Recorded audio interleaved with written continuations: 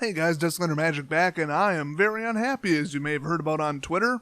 Now, pretty much everybody is unhappy about Eternal Masters, which is what's currently bugging me, but I have a very special reason, and I'm going to explain exactly why, because it's a little bit complicated. Now, Wizards, I assume they're behind all this, always spreads the rumor that there's not going to be enough to go around. This is a limited run set, so you need to place your pre-orders, and everybody's going to sell out instantly. You better be there day one picking it up, and, you might only be limited to like one box, or one booster, or zero. Yeah, that didn't happen. I don't know about Modern Masters 1. I heard that one was pretty easy to get your hands on. Modern Masters 2, though, up until about 3 months ago, you could get it below MSRP online. Like, just go on eBay or Amazon, get one for like $210 a box. In fact, about 6 months ago, I picked up 10 boxes at, I think, $190 a piece. So that whole, we're gonna run out, oh my gosh, it's so limited, it's not true. I mean, yeah, this is Eternal Masters instead of Modern Masters. Less people play it, so maybe they're printing less, but I still don't believe it. I mean, they act like it's from the vault. Like, from the vault, you get like freaking like 6 per store or something. I mean, some stores are lucky to get 1 or like 0. Like, that's a limited run, and if you want to go on eBay ever, it's going to cost you double to triple MSRP depending upon the set. So that's like legit an actual shortage. Eternal Masters, though, I think Wizards is going to print however many they want. I mean, they make money on sealed product, and they don't touch the singles market. So if they drive down the cost of a legacy card, they're going to have people mad, and they might stop playing, but it's not like Wizards makes any money on legacy or vintage anyway. This is actually their only opportunity to make money on legacy or vintage because, well, they're printing the cards again. So instead of printing 10,000 cases, if they print 20,000, they'll make double the money. See how that works? And besides bad PR and angry customers, they're just not going to have any downside to printing however many they want. So I think they're printing exactly the amount that will sell.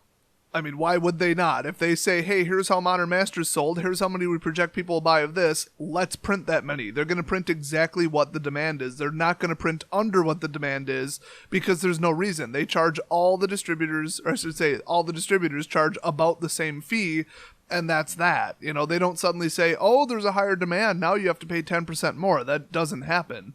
All discounts are based on MSRPs, and the MSRP is about $240 for a box. That just is what it is. So the shortage is probably a load of crap. It always has been, it always will be. So if you see people doing angry rants online, Facebook, Twitter, and all that saying, oh, I might not get what I want, why don't they just print enough? Oh, this is so bad, Wizards is saying it's going to be so scarce. Nah, it probably won't be. That's probably just a bunch of nothing.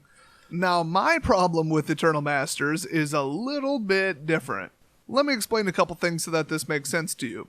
There are only about 6, maybe I heard 10, I only know of 6, distributors in the entire US. For Magic the Gathering, I should say specifically. So once you prove that you're a real business and you prove that you sort of work in the hobby industry, which my business sort of does, then ta-da, you're approved, and then you can order whatever you want. You just, about, 5 weeks out or something like that from release, 6 weeks, you say, oh, give me, 10 cases. And they'll write down 10 cases, tell Wizards, hey, make sure that we get, 50,000 cases for everybody. That's what it adds up to. Then Wizards will print it, they'll send it to them, and everybody's happy. Now, there are different levels of being a Wizards vendor. I'm the lowest level, I guess you could say.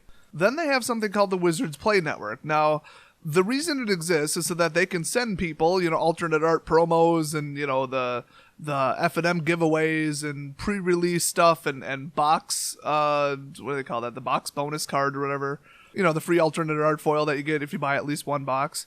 So they'll allocate them based on size and how old they are and sales volume and that kind of stuff. So the only requirement to be in the WPN, I haven't read this in a while, so I might have it wrong, is to do Friday Night Magic basically every Friday. I think you also have to hold every pre-release for every set, but that's only like 4 times a year, so whatever. Then I think you can go up in your WPN tier or your level or something like that if you start holding like, what do they call that? Pro Tour qualifiers, or what is that, PPTQs or whatever they call them. And you have to already get experience points in tier 1 by being a vendor for a while before you're allowed to do that. And then you got to prove that you have judges, I think, or something like that. I've heard all this. I don't care because I'm not a WPN, so I might have that a little bit wrong, but for the most part, you get the idea. So if you're not a WPN, you can order, booster boxes and stuff and fat packs, but that's it. Like, You're not getting anything special from Wizards, nothing. You can't hold any official sanctioned DCI events at all. You are just a vendor, and that's that. So you heard some of the advantages to being in the Wizards Play Network. I obviously am not a WPN location because we just don't have the staff, the time, or the storage, or I should say the square footage to have F&M or have events. My store primarily does something completely unrelated. We sell products and services that wouldn't remotely be considered hobby-oriented. We just also happen to sell MTG cards online, so, you know. It would be really weird if we hold Friday Night Magic and we would not get the minimum attendance required, which I believe is 6 people. Now, they made it easy. They no longer require a judge. You just need somebody who's the RA, and technically the owner of the shop can fill all 4 of the major positions. Scorekeeper, RA, whatever the other 2 are. So it's not that hard. It's just, it's not my thing and we can't do it. And I don't want to compete with the other LGSs. There's 3 in my area, which is kind of high for the population. So being a WPN is great. You get free stuff, you get cardboard cutouts, you get promotional materials, you get banners, you get posters, you get promo cards and box giveaways and F&M prizes and play mats. And I mean, I'm pretty sure they get all that completely for free from what I heard. Even dice sometimes. I've seen dice giveaways, and then they get like game day prizes and stuff like that too. But the question looms, what are the disadvantages or penalties for not being a WPN location? And this is where I start to have a problem. I can order fat packs, and I can order booster boxes, and I'm not even sure I'm allowed to order intro packs or dual decks. I might be able to get dual decks. I feel like I probably could because like Target and Walmart get them.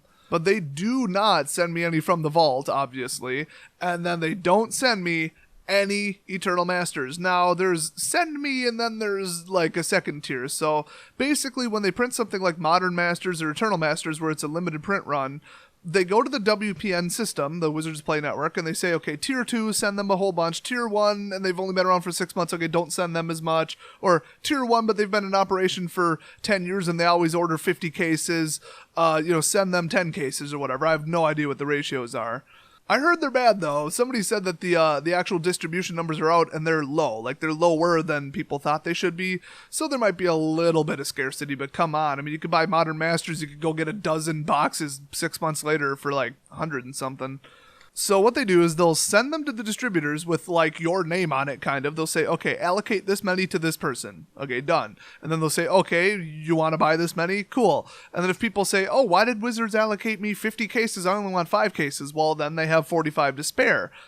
Now, talking to my vendor, I said, well, what are the probability that they'll, well, one, oversend, which I heard they always do. You know, if you order 1,000 cases, they'll probably send you like 1,200, I would think, or, you know, just some buffer amount, just in case somebody really needs to reorder or, you know, whatever. So between them, you know, the little bit of padding and the amount that people decline or whatever, I don't know, maybe their credit card got declined so they refused to ship it. Maybe they shut down and didn't tell anybody. You know, there's bound to be some left over. I said, can I even get like 1 box? Because I've got pre-orders. I mean, I didn't literally take pre-orders. I just got people that said, hey, if you get them in, call me, I'll buy them. Well, he said that there's basically 0 chance of that happening. Like 0. Like not even, oh, we'll see. Yeah, we always have 100 boxes to spare. Oh, we'll try and send you one. Cool. Now, keep in mind, I ordered 18 cases of OGW.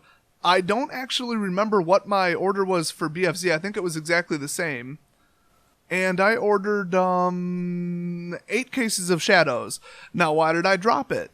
Because I lost over $1,000 on Oath of the Gatewatch. That set sucked. In fact, I got burned on Origins too, but that's before I was an official vendor, so I was paying a little bit more per box. I made money on Modern Masters though, Modern Masters 2, so I thought, hey, cool, Eternal Masters is coming out. So I called them up and said, hey, you know, I'd like to place an order for this many. And they said, oh, no, you got to be a WPN location. I thought, oh, that's real fair. Thanks a lot. Now, I know what most of you are thinking at this point. Online sellers are ruining everything. They're putting local gaming stores out of business and we're all evil and we're just ruining the game and ruining the market and driving down card prices and, oh no, my local gaming store just went bankrupt and it's all your fault because everybody kept going online and buying the cards. That's a load of crap for like 9 different reasons. Okay, what if you live in a rural area but still want to play MTG with your friends? 100% of your cards are going to come from online. What if your local gaming store is missing 20 of the cards you need to make your 40 card deck? Which, yeah, that never happens, does it? Come on, let's be real, people. Well, they're gonna either complete their deck by buying the cards online from, Card Kingdom, Amazon, eBay, me, Troll and Toad, Kid Icarus. I mean, you name it, they have a website and they will sell you cards. Channel Fireball, of course, gotta mention them, love them. So yeah, I mean, what's their other option? Don't finish the deck, don't go to F&M. I mean, like, seriously, if you can't get your hands on the cards and you don't want to just open boosters until you pull 4 of the mythic you need and your friends don't have them so you can't trade, what are you going to do? You have to go online. So single sellers are a crucial part of the game. We represent a ridiculously large part of Wizards' total, distribution or customer base or total demand or however you want to phrase it. Without us, Wizards would be losing customers and they would just not make as much money. So we're not ruining it. We're not like, oh, I'm going to order a whole bunch and then open them all. Oh, and Wizards doesn't know I'm doing it. And I'm going to sell singles and sell them only in play sets. And I'm going to make so much money by opening them. They know we do it. I mean, don't you think like Card Kingdom would have been shut down if they had a problem with what they're doing? And they sell a higher volume than I do, I'll tell you that.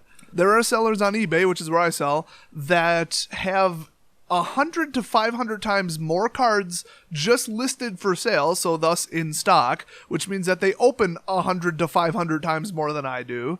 And you think if Wizards had a problem with that, they would get their actual business name, maybe order one card from them and look at the return address and be like, okay, distributors, stop selling to these people. We don't like singles. No, they know that buying singles online is a thing that occurs and it has to occur. So if you have that whole, oh, we're putting the gaming stores out of business thing in your head, no, we're actually helping them out. We're filling in the gaps, and we're doing just as much work as they do. I mean, I have a building, I pay rent, I pay for insurance, I pay for internet, I pay for electricity, I pay for everything just like a local gaming store would. I just don't have people playing at my shop. So it's the same overhead. We're doing more work because we're literally opening every single booster we get pretty much, and then selling them online to people who desperately need them. So if somebody wants to be a complete dick, yes, they can say, I'm getting my whole deck online, screw my local gaming store, I don't want to give them any money. But that is not the mindset that 99% of people have. They always say, I'm going to get it from my local gaming store first because, 1, I don't want to wait for shipping. 2, it's probably going to get damaged in shipping because people other than me are really careless, irresponsible vendors. And lastly, they are maybe going to pay 10% more than what they would get it for online. So why not get it locally? So local gaming stores that go bankrupt are because they were misrun or they were in a bad location or something. I mean, unfair practices, you name it. But don't go blaming us single sellers. So considering that we're not all completely evil, Wizards know we exist and they know we have to, why the hell are they not sending us any Eternal Masters?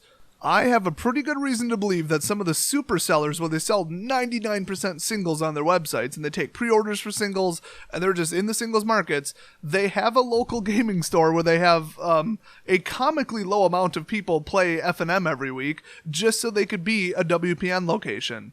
And then they order 1,000 cases of Modern Masters or something. I have no idea how many they realistically get, but it's a hell of a lot more than I get. So they're all just playing these ridiculous games where they know damn well that 99% of their income comes from single sales online, but oh look, they're in the WPN, let's just ship them whatever they want. That's utterly ridiculous. So then they go to the smaller vendors like me and it's a complete slap in the face. They say, if you're not in the WPN, you're not helping the game, so screw you, you don't get any money. And yes, it is money.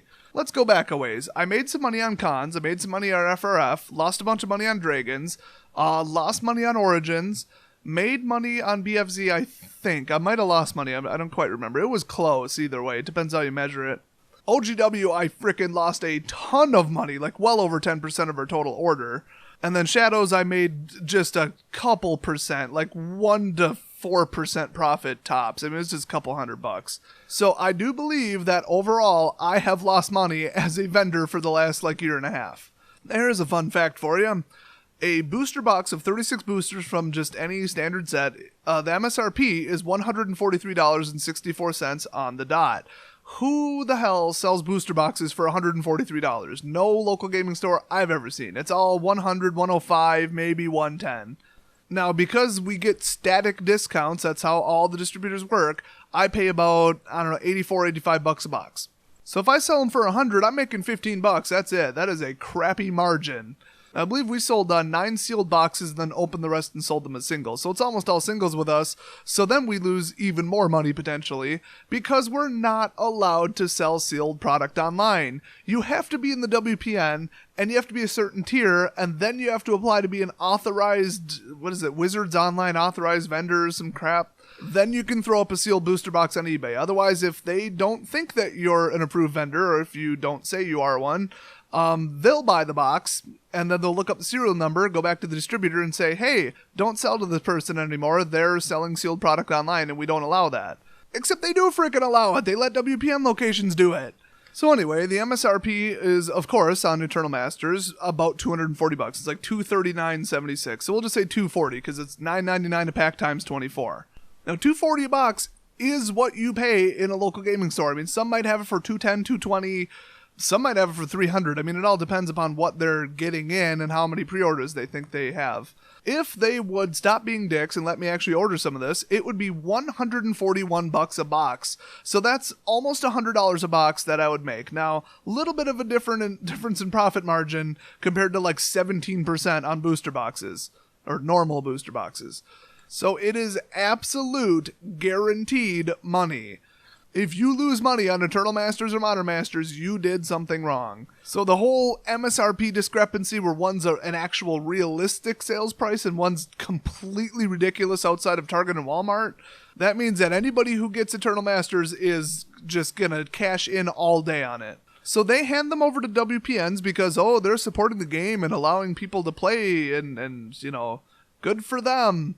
And then they're the only people who are authorized to sell sealed product online. So they're literally us, but they do less work. This is ridiculous. I'm sitting there opening 6,000 boosters or 10,000, whatever the hell we did last time. Sorting all the cards, packaging them, shipping them out, and they're just shipping out sealed boxes. They take them out of one box, put them in a new box, put a stamp on it, and call it a day. And they're allowed to do that, and they get rewarded with Eternal Masters. And we get nothing. Are you starting to see why maybe I have a little bit of a problem with the way Wizards does things on these limited run sets? So this really sucks. So I'm going to have to hope that Eldritch Moon makes money, which it's the second set in a block. It won't. I'll just tell you right now, it won't. It's not going to make money. It's like 224 cards, so it's kind of mid-size. And the second sets in the block never do well. They just sort of add onesie-twosie a couple cards to Shadow's, decks that already exist. Maybe they'll introduce a new mechanic that's not too bad. But, I mean, FRF and Dragon sold like crap. And, of course, OGW was a catastrophe. And it's not just me. My distributor told me OGW, according to everybody he talked to, which is hundreds of vendors, was one of the worst sets ever released, as far as money-making. The sales numbers were crap, and I guarantee if I said I want 100 cases of it right now, they probably have it left over. Oh, but they're out of fat packs, though. We ordered, $9,000, $10,000 worth of booster boxes with BFZ, and they allocated us 0 fat packs. 0. With OGW, I got, 1 case or something. It was, or maybe 2. I don't know. It wasn't enough. I mean, I had customers just completely bought them out, and then they asked for a second order. 3 days later, they were sold out at the distributor.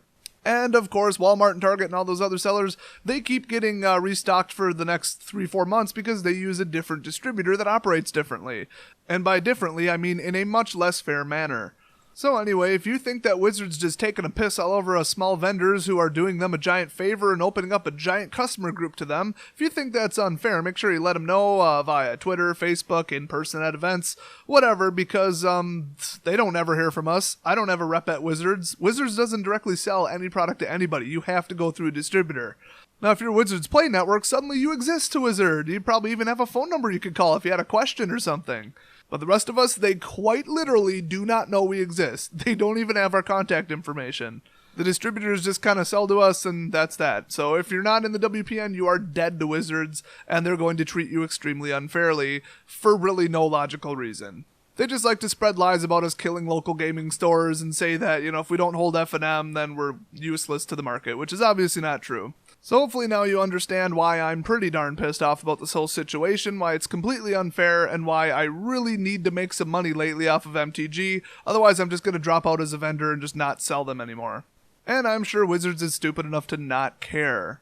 Well, hopefully in the near future I'll get a little notice from my vendor saying, hey, we got 1 or 2 boxes, we'll send them to you. I mean, I told them I'd be happy with 1 box. Just 1 box. That's all I want. So I'll let you guys know if that's the case. Otherwise, it's pretty grim. I'll see you guys with hopefully better news next video.